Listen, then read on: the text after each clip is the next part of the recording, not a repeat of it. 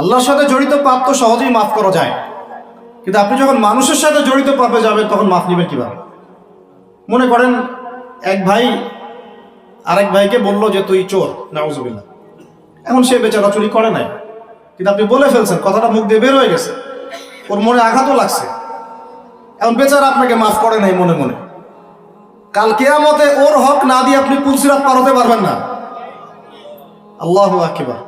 আল্লাহ পাকের ইনসাফ এবং বিচার এত সূক্ষ্ম হবে। কত সূক্ষ্ম আপনাকে আমি একটা হাদিস থেকে খালি বলি, 1 মিনিট। একটা শিংওয়ালা ছাগল, ছাগলের শিং আছে। দুনিয়াতে একটা ছাগলকে গুঁতা দিয়েছে, ওই ছাগলের বেচারার শিং ছিল না। মানে একটা শিংওয়ালা ছাগল একটা শিংহীন ছাগলকে গুঁতা দিয়ে অন্যায়ভাবে।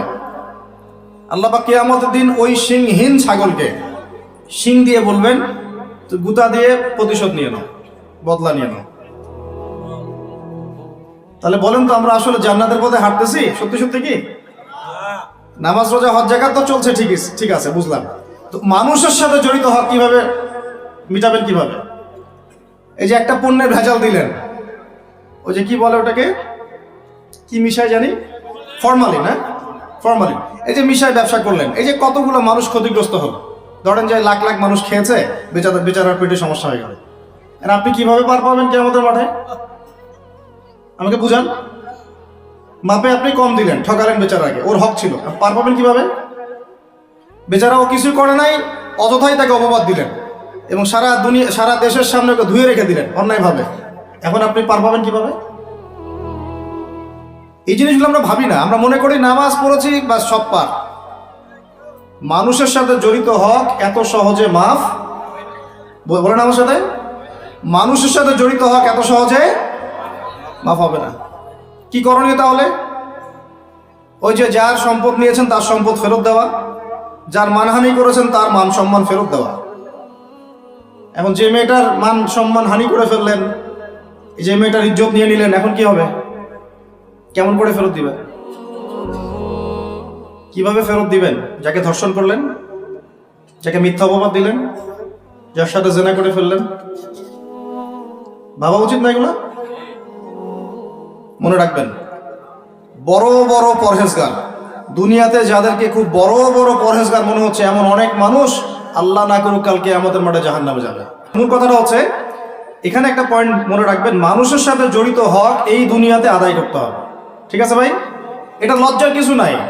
অন্যায়ভাবে গালি দিলে বলবেন যে ভাই আমার ভুল হয়ে গেছিল, আপনাকে গালি দিয়ে ফেলছিলাম, আমাকে মাফ করে দেন।